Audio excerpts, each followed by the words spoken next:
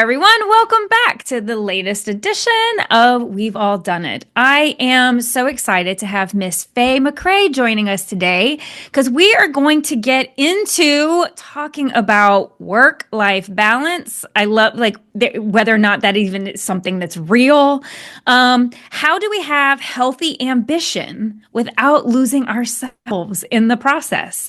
Because I know I have healthy ambition. I don't know if I always have healthy balance. So I am looking forward to having this conversation with you today. Faye, how are you? Well, thank you so much for having me. So before we jump into why people should listen to you, or maybe what we are going to do is why should people listen to you? Tell us a little bit about who you are and some of your experience in this space. I don't know necessarily if people should listen to me, but I do think that people find themselves a lot in my story, which is why I'm being so kind of open and transparent about sharing it. So, I have always considered myself a really ambitious person. I went to law school, I practiced law for 10 years. Then I had a fantastic career in media and journalism and entrepreneurship, and just found myself at sort of a breaking point. I had been doing all the things, not taking enough time to take care of myself, not taking enough time for the things that I loved, and just reached a point where I had to have some honest conversations about about sort of my habits, how I had gotten to that point in my work journey and what I needed to do to change. So, I find most lessons worth listening to hard earned. And these were definitely hard earned lessons Yeah. for me. My breaking point actually got me in the hospital. I was very, very sick with anemia. I was having heart palpitations, not just from the stress, but of sort of neglecting my health in favor of sort of aggressively pursuing success. And just, I think, not everyone sort of gets the benefit. I know it doesn't sound like a benefit of reaching a moment like that, but it was a beautiful moment that just caused me to be introspective and reflective on my life up until that point. So it's interesting because you're not the first person I know of who has ended up having some significant health crisis that ends up being the kind of watershed moment of like, what the hell is like, what am I doing? Like, how did I get here? WTF? Um, I can say for myself, fortunately, I didn't end up in the hospital, but I ended up in urgent care a lot because I ended up in a position where stress was so high. I kept having skin infections. Like I kept breaking out in really strange places. And it was stress related because the minute I changed my job, guess what went away? Yeah, yeah. Stress And can do, I've never had it again. yeah, it's wild what stress can do to your body. So when you had this pivot point, tell me a little bit more. So because obviously this is a passion for you. So, what ended up happening in your journey that people can say, "Hey, I'm here. I've been there." Like, what were the big steps you had to take to say, "This is not the right path for me. I need to choose a different course"? Yeah. I think I'm just an all-in person, right? Like I'm just the type of person that like when there's a task in front of me, I'm like, yes, like I'm gonna do the thing and pour all of myself into it. There are so many different reasons for this. And I usually kind of point back to growing up. My mom was just an incredibly wonderful and ambitious woman. Her and my dad split, and as a part of sort of her coming into her own as a woman, she went back to school and at 41 years old, and she got her bachelor's and her master's and just had this fantastic career. And for me, I was just a little girl witnessing this, like, yes, this is like what it means to be this powerful woman. So for me, witnessing that, I knew there were no excuses for the things that I wanted to achieve in life. I remember I used to tell myself that all the time. If she did this with 3 kids, like I can do X, so I just kind of went charging full force into my career, and into my work life, to the exclusion of almost everything else, right? I kind of got in a space of like, what's the next step? What's the next step? What's the next step? And sort of my kind of big uh-oh moment was just being in a role that just required kind of an always on sort of culture because there were just everything was on fire at any given moment, kind of one of those corporate environments. And I felt it was a big role, and I found myself, really, really committed to sort of fixing all the things, and having that point of sort of neglecting my health and then getting sick, being in the hospital, getting iron infusions. I remember the infusions were actually on a floor where people were being treated for cancer. So there were people at various stages of the battle, fighting Yeah. for their lives. And I'm wondering about Wi-Fi. Like, can I take a meeting from here? Am I able to like Girl, get you are like the walking European meme of an American, right? Like to that, work? like my closest friend, I tease her. She actually was going into surgery and was still on her phone trying I to was cut a like, deal. set up And I my was like, laptop. you are the meme. It You are was the the one work. we make It was fun the work. of. So my husband's sitting in the corner of the room looking at me like, WTF? Like, what are you Yeah. doing? Like, this isn't okay. And it Yeah. was almost like somebody punched me in the face. I was like, am I Yeah. crazy? Like, what am I? Like, I'm powering up this laptop to have this meeting at my most vulnerable moment, witnessing all of these beautiful humans, kind of fighting for their lives. Why am I doing this? Like, why do I feel the need to be so busy? Why am I so buried in this? Like, what are all the reasons that I feel like this is more urgent than being alive and taking care of myself? Yeah. So that became a really, really strong moment for me. And I think then looking around, I'm a mom. I love and adore them. I have three beautiful sons.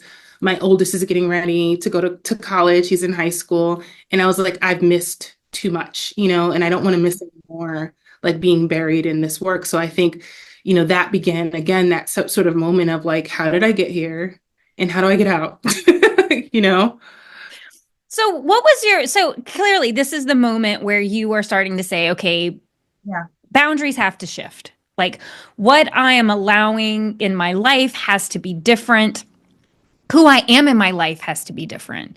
So what was the initial reception of whether I'm interested in your workplace, and then also in your family, because again, we all kind of play roles and, we kind of create these little cultures around ourselves. What was that like for you when you first started to come out and say, I want to be different Yeah. in my life? How did that play out with these different audiences? Yeah, I think that the people around me saw the toll that it was taking on me, like how glued I was to my laptop and my phone and all of the things. So I think in my mind, I sort of worked it up as like these people are going to think I'm nuts. They're going to think, you're like, what are you doing? Yeah. And top amongst that was my dad because he's a police officer, career civil servant, who's retired now. And I was like, he's definitely gonna be like, you're wild, like you're insane. What are you doing? And he was like, yes, and my husband's always kind of been like, whatever's going to make you happy and healthy, go do that thing. So he was supportive, but unanimously across my life, I have wonderful relationships with women, like in my networking groups, and everything was like, I think they believed in me taking this bet on myself and kind of taking the leap and like figuring out what was next almost more than I did. But I think a lot of that too was just witnessing the toll. And I think my family missed me, right? Like when you're so engrossed in all of these things, you're not as present for like, I could, whatever, you're looking at your phone, you're doing all of these things. So I think they wanted me to be more present, not just for myself, but for them. So, I think I was fortunate. I had a really nice kind of rah-rah squad that was like, you're going to be okay, and that helped me when I didn't necessarily feel the same way. Like I was still kind of like, oh, how's this going to be? Well, it's so funny because there is a time I can think of specifically. I was working for a very large company. I was working, man, I was easily doing 12-hour days, and majority of it was on my feet. And I had Oof. gotten to the point where I didn't realize this, and I didn't dawn on me till later. But like when I wasn't working, I wasn't talking because I Mm. was so tired, I guess. But basically, when I would go out and That's hang out with relatable. friends, I would just sit there. I didn't notice this like Yeah. at all. My weight went down very far. I got down to like a size 202, which is really tiny. Um, but again, like I didn't think anything of it because I was so wrapped up in the work that I was doing. And to kind of quote your family, like because I was starting to think about leaving, I was trying to figure out what my next leap would be. And I felt like I knew it was probably going to be untraditional in some way. And I remembered having the conversation with my parents because I had never quit a job without having another job, right? Yes. Yeah. And I knew that there was a bigger issue at play when I was having the conversation. And I remember very specifically my parents saying to me, um, something along the lines, I'm gonna have to paraphrase, but it was something along the lines of quitting doesn't make you a failure. Like, it's okay to quit this job. Yeah. Like, we have faith in you. Like, and it's so funny because at the moment I was shocked. I was like, I can't, to your point, like I thought for sure they were going to come back and be, girl, you do not have it. Like, what are you doing? You have a good job, you have good benefits.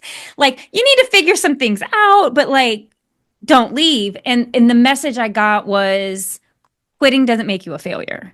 Yeah. And in a Yeah. weird way, like I hadn't even thought of that as Yeah. an issue. Like but I think giving that permission, like in a weird way, I kind of got permission to go do something that I thought was crazy and I can't believe I'm going to do this.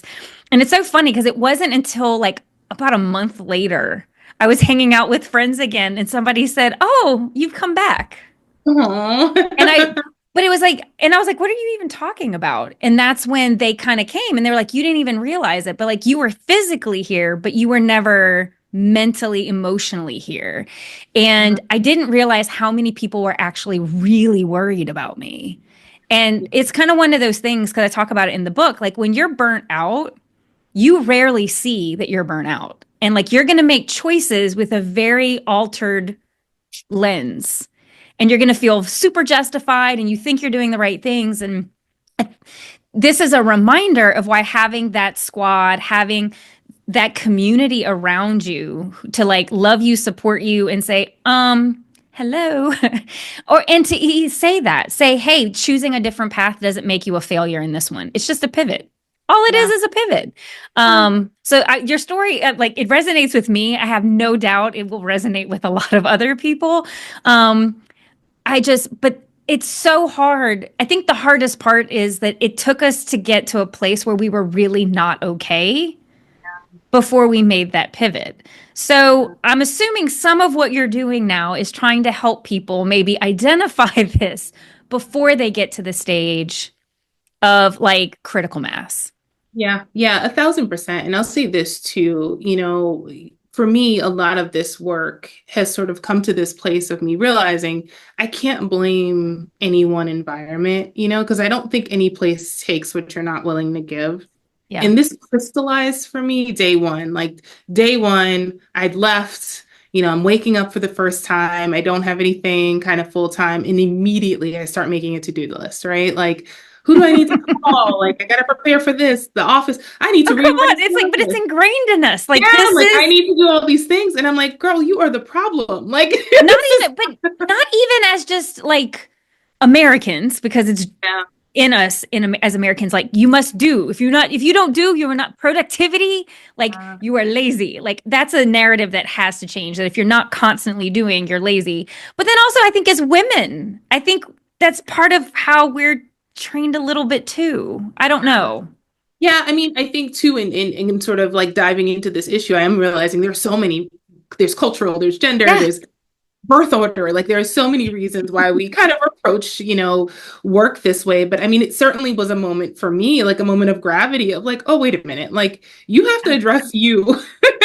You have to learn how to say no to you. Not everything is urgent. Not everything requires you to like jump in immediately, pace, like you don't have to rush. I mean, all of that were things that I had to learn before I could be healthy in any other environment. Even as Yeah. an entrepreneur, even as a business owner with clients, like I have to learn how to say no to myself, to just preserve time. Not every minute of the day needs to be scheduled. I think the statement I want to come back to is when you said people don't take what you're not willing to give. And so it's so funny because I have been working with a lot of younger people and I find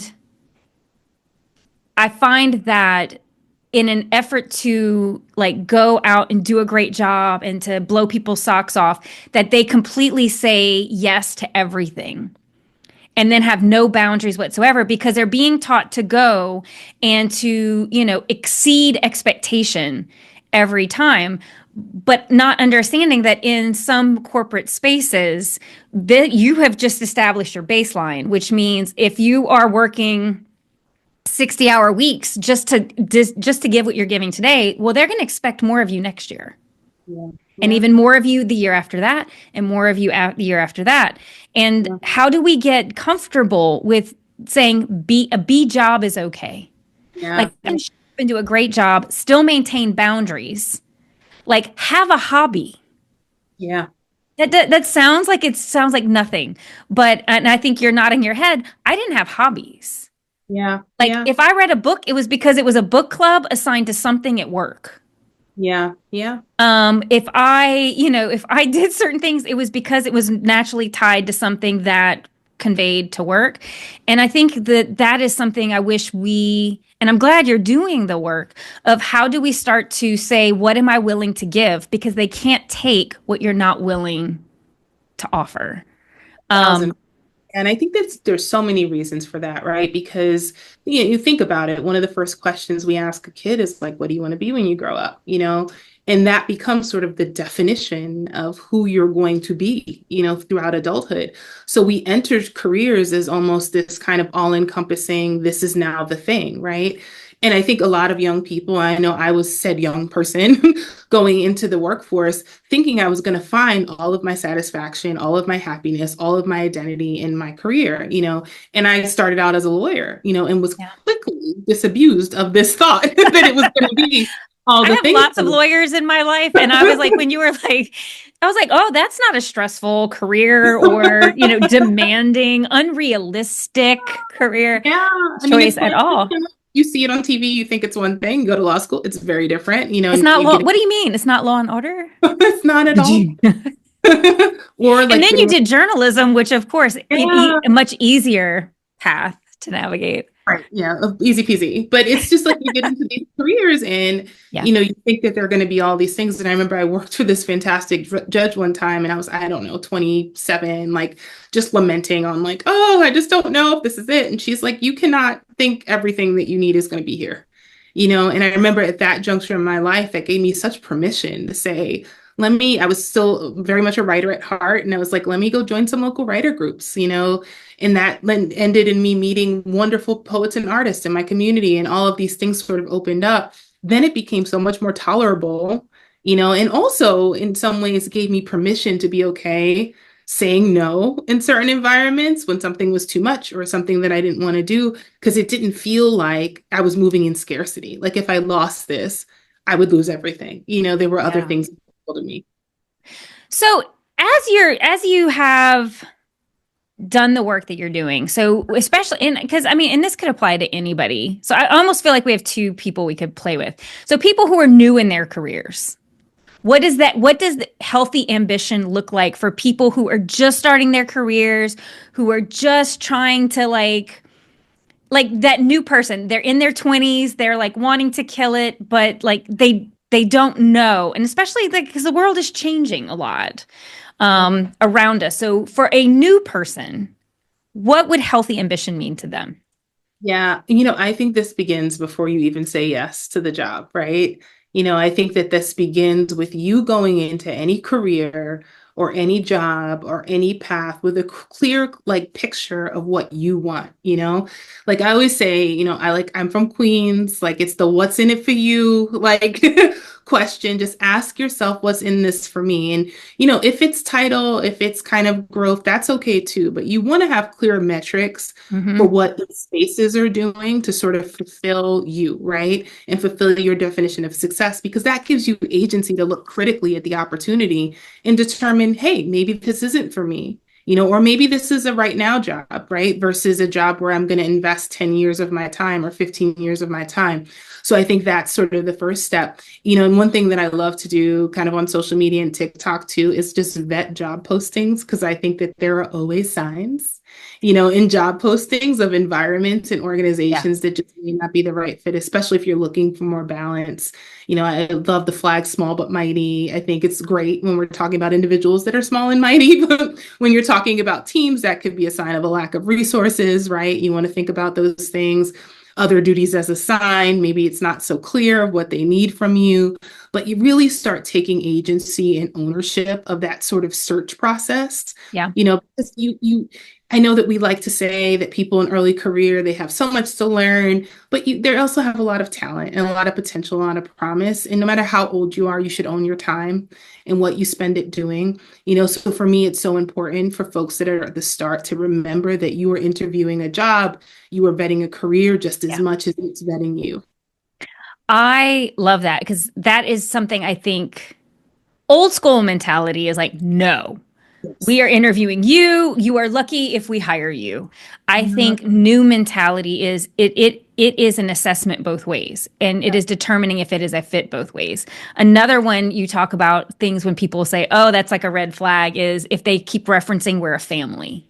Oh, yes. Yep. I figured I'd get that response from Yeah. you. So, um, and I would like for new people, and it's the same thing. I would encourage them. Do you have something like is working out very important to you? What are non-negotiables that in your life? So when you say what's in it for you, also personally, like what is a non-negotiable for you personally? Is it that you need to exercise? Is there a passion you have? Like for you, it was writing. Um, like are there things that you just need to be made space for?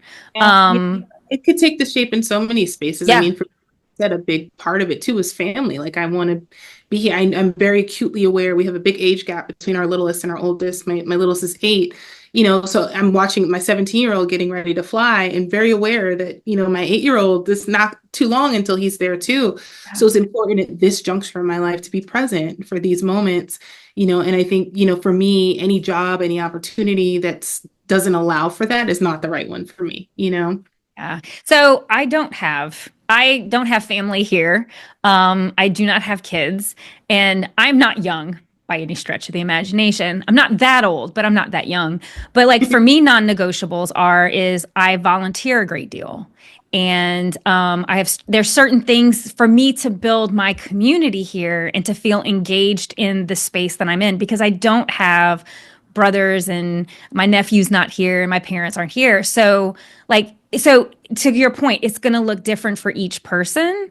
And no, But none is more or less valid. I love my dog. I need to walk with her a couple times a day. That's important, like there's just, what's important to you is important to you. correct. And I think that that would be something that I would absolutely tell a new young person coming into a work environment or a new leader. Because I feel like leadership sucks even more of your life that you're not really anticipating. If you've never been in leadership before, I always love the conversations with new leaders because they think it's going to be one thing. You can see it, you can hear it in what they're saying. And then once they get into the role, it's like they've been hit with like a reality stick and they're like, is this really what I signed up for? And you're like, yes. Yes, it Yeah. is. And so because what happens is you're not just doing a job. You now are managing people, which is also taking on so much, which again, they take what you give, but the emotional weight of your team. How do Yeah. how are they doing? What do they need? Am I showing up for them in a way that helps them grow, develop, thrive in their environment? So what causes you stress and what will keep you up at night may be different than if Yeah. you're in an individual contributor role. Um, Yeah. because Too, I especially. don't think people think about that part of it in the same way.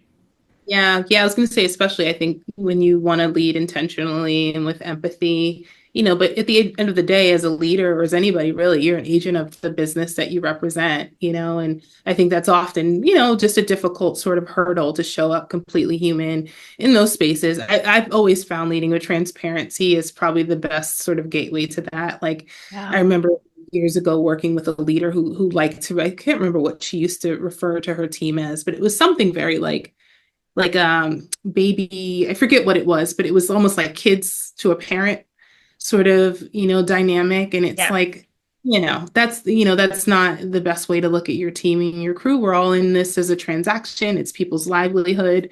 It's okay to let people know kind of, what's going on with the business or kind of things that would jeopardize their livelihood. Not always the easiest in certain environments to lead with that level of transparency.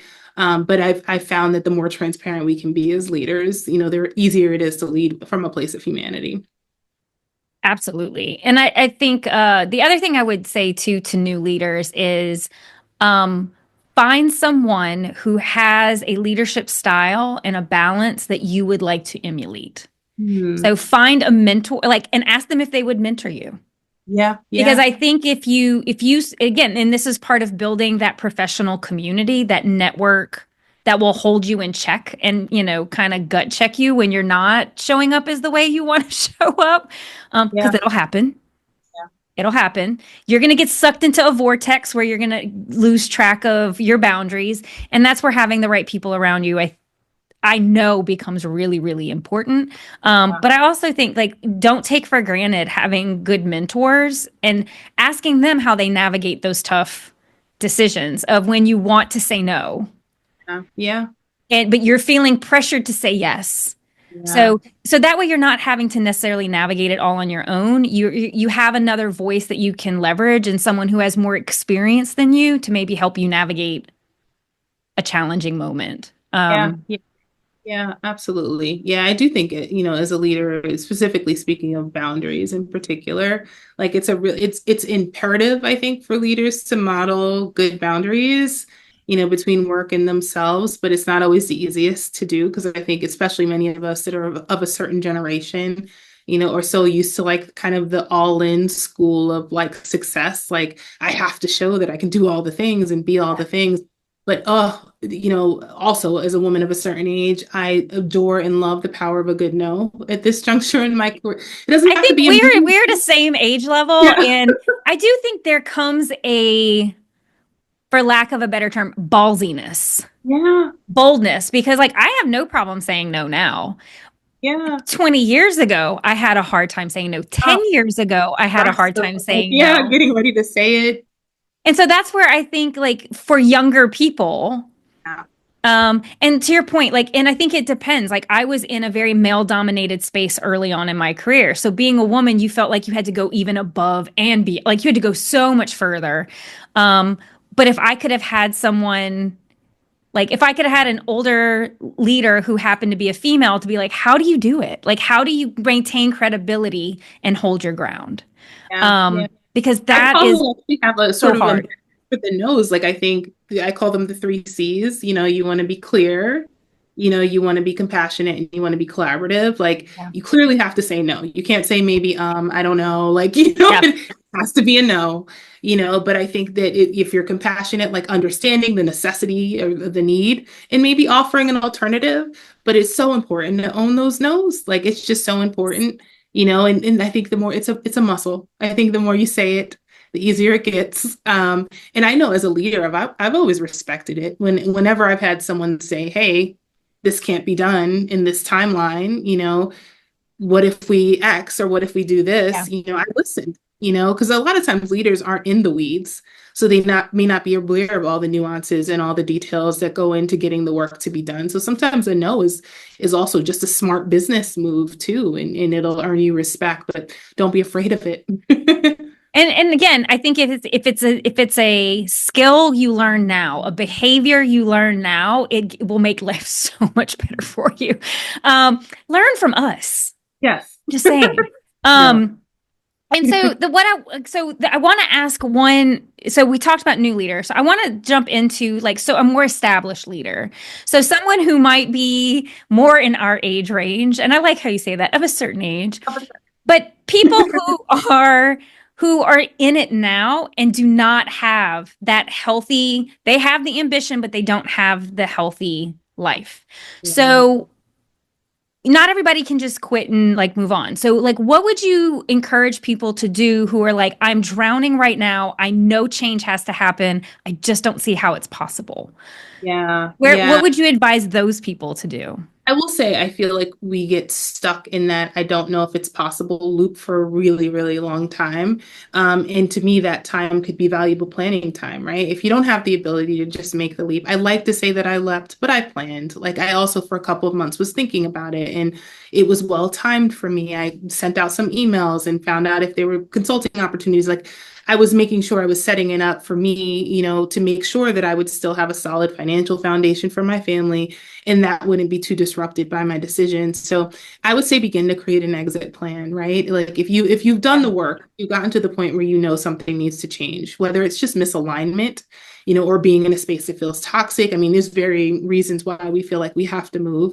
And I think discomfort is always a telltale sign, before it hits you over the head and you end up in the hospital, but you start to feel it, it for a little bit before you get to that point. But just start thinking, okay, I want to make a move. For me, the first step is always financial. Like, again, work is a transaction. We're in it because we're getting paid, so start thinking of what are the What do things you that mean? Isn't it your passion project? Like pushing should be paper? both. Isn't It should that, be both. I mean, it can be for some people. Like, Yeah, I think you get very yeah, lucky, but like, you're like, no, it's a trade. I always laugh because I think yeah. people forget that. Yeah, I I, do. I I think do. we forget that like part of work is an agreement. I do this for you. You pay me as a result. This is Yeah, not my life's like it, and it doesn't have to be your life's mission. yeah, yeah. I mean, the Like, beautiful thing is when it does feel fulfilling and great, it's the most amazing thing in the world too, but you also want your paycheck. So, so remember, start there. Like, this is a yeah, financial agreement. this is it. And start to think of what do I need to do to be comfortable? Like, Yeah. is it kind of a certain savings threshold? Do I want to feel like I have a certain level of maybe contract opportunities lined up? Am I thinking of monetizing a hobby or a passion? But start to build a financial foundation. The next for me is I am such a firm believer in networking. I network across, I network up aspirationally. I love meeting people. I love talking to people and I love staying in touch with people. So, like I said, when I first was kind of contemplating this decision, my first step was to send an email out to my network like, hey, thinking about learning what it could be like to consult. Here's my skill set. Do you know anybody that can utilize that? And from that email, I got two fantastic opportunities that really laid a foundation for me feeling comfortable to sort of take the leap when I was ready to go. So I would say just make networking a strong part of what you're doing and network outside your industry. I think sometimes, I worked in two particularly kind of small industries in like kind of the health law space and then again in health and wellness media, and it felt very small. Like it felt like I kind of knew everybody at a certain point in those environments. And it was really important to me to start to meet people outside of that because a lot of my skills were transferable and you just have to sort of be open to like, you never know, like kind of what your next step is going to look like. So for me, that ended up working out beautifully. I just started doing things that were outside of law, outside of media that could utilize my skill set that were fulfilling, also provided that paycheck, but Yeah. that came from starting that foundation and basis of networking. And I would say, the other thing, especially if you're someone at a current juncture in your career and you're used to the titles and all of the things, there's a lot of humility too. Like there's a lot of humility that you have to kind of prepare yourself for and prepare yourself to exercise because, I think for better or worse, we lean in a lot to that external validation that comes with saying, I'm the hottie toddy VP of whatever, and being able to introduce yourself that way. If you're planning on kind of moving out of those spaces into things that are more aligned, with what you want to do, or otherwise, sometimes those accolades stop, and the people being impressed stop. And, you have to be okay with the quiet that comes with that a little bit, Yeah. and get comfortable with your own kind of, own happiness and your own like being proud of yourself, and all of those things. But I think those were the things that probably hit me in the face the quickest, like the finances, the networking, and then of course that piece about getting comfortable with the quiet. Yeah, I think that's all really good. I would same network. Like you have spent a lifetime building up meeting people. LinkedIn is the best place, but I mean, I think the two things that you said that I resonate well, three things. The two things I would say is know your network and really keep your network healthy. Two, the humility piece is huge, especially if you're trying to go out on your own. Yeah. Um, I will say working for myself has been the hardest job I've ever had, by far, harder Yeah. than any boss I've ever worked for. And I'm the boss. Yeah. Um, and it's just because like it's all on you. Yeah. Girl, you better love IT, you better love marketing, you better love, All of it. accounts payable, you better love accounting. Like, because all those, unless you can afford to outsource those things, it's all you. And so there's going to be a lot of humility in figuring things out, making mistakes, a lot of mistakes, and then figuring it out. And then the last one I think too is understand, like, before you make a leap, what is the thing that's going to make you feel okay Yeah. making the leap? Yeah. But if you're not looking to leave, I would say those same things apply. 1000%. Because, one, you can leverage your network to start looking for your next opportunity. Sometimes, and again, kind of talking about stepping into leadership, if you did get into leadership and decide it's not for you, maybe it's taking a lateral or a step back. Yeah. And Yeah. either within your company or within another organization, is being able to say, I don't want this. So if Right. I don't Yeah. want this, what is the alternative? It may not be as sexy, it may not sound as good, it may not look as sweet on the card, or whatever it is, but it's understanding to get you the life that you want. Sometimes we have to be so clear about what we don't want. Yeah. Yeah. I think that It takes becomes a really lot. important. Yeah, it takes a lot of bravery. I remember years ago when I was practicing law, I had a colleague that was sort of promoted to more of a supervisory role. And it was very meeting heavy. This was still, I was fairly early in my career, so I hadn't had any leadership roles yet. But she had this coveted, kind of leadership role. And for her, she just had this moment where she was like, I don't like sitting in meetings. Like, I liked the work that I was getting to do with clients and like all of those things. And she took a step back. And I remember it was like, can you believe she did this thing? And now older, I'm just like, that was amazing and brilliant that she did that for herself because she knew that that just wasn't what she Yeah. wanted. And I think, she was just prepared to make that shift and that change. And I think there's no shame in that. There's no shame in that. Well, and there's organizations I've worked for that, and I think a lot of it depends on the company you're with and the culture and how they embrace that. But I worked for one organization where I can think very specifically there was a woman who promoted into a more senior position. And roughly around that time, her husband got ill. And so she was not able to show up for her family well. She wasn't showing up for her work well. And so what they ended up doing is she just moved back. And if you in one, they didn't advertise. So if you didn't know about her husband, it just looked like she promoted and she sucked at her job. Right. Yeah. But the Yeah. truth of it is I think they unanimously came together and basically there was able to have a great conversation and say, hey, how do we make this work for everybody? You Yeah. were great here. This role allows you to be who you need to be here and there. And so I would encourage people, like if you find yourself in that situation, and not necessarily a sick spouse or anything, but you're over your skis, like it's too much. You're finding yourself starting to get sick. Just saying, telltale signs are there. Like if you have the migraines that happen all the time, or you have to travel with Tums or antacids of some kind, or ibuprofen because the headaches are always there, like those are signs, my friend. I just want to put it out there. Like that's not normal. And you Yeah. know how I know? Because I did it. Yeah. I had the travel size ibuprofen and a full size of Tums, and I would pop both of them. Like, God knows what I did to my insides for a Yeah. period of time. But the point being is sometimes it's about having an honest conversation with your leader and maybe like your HRBP and say, what other opportunities? Here are my strengths. Here's what I want to do. I don't think I'm in the right place right now. I want to shift. And again, I would maybe start leveraging my network, but if you like where you are and they feel that you feel like they value you too, don't be scared to ask what else is there. Because the last thing I would want anyone to do is to burn out so brightly that the alternative is they're going to let you go Yeah. because Yeah. you're not showing up for anybody. Yeah. Um, Yeah. you know what I I mean? once worked. Yeah, I once worked with this amazing HR leader who the company was in a period of transition, and she had someone in her downline who was like, I just can't handle like all of the uncertainty. Like, I don't know that I could sort of ride this out. And at the time, she was like, I will support you in whatever you need. I'll write you recommendation letters. I'll help you find people in my network.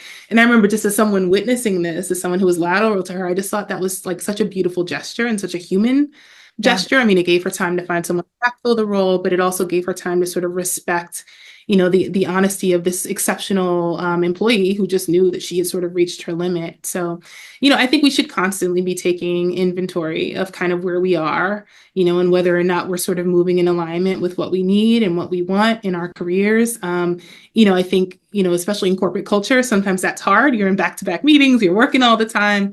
And to your point, you were saying at night, you were like kind of a zombie. I had a similar experience. I have like a favorite chair in my bedroom, and I would just like kind of zone out at the end of the night, like completely kind of pass out. I think that's why sometimes these intentional pauses are really important too. But, we should all be taking time to sort of think through what's happening. Where am I? What am I doing? Oh my God, Faye, this has been so wonderful. And I'm so grateful because you and I've talked before, but like, there's so many things more that came out in this conversation. I'm like, oh God, we've lived a similar life. And and we're completely different parts of the country, completely different industries. But it's scary how it can show up when you don't make yourself a priority in your life. And it can happen so fast if you're not paying attention. And so that's why I think what you're doing is so important. And I'm so incredibly grateful that you came and shared some time with us today. It's going to be in the show notes, but if people wanted to reach out to you to connect, learn more, just be a part of your network, because you're pretty freaking awesome, where would you like them to go?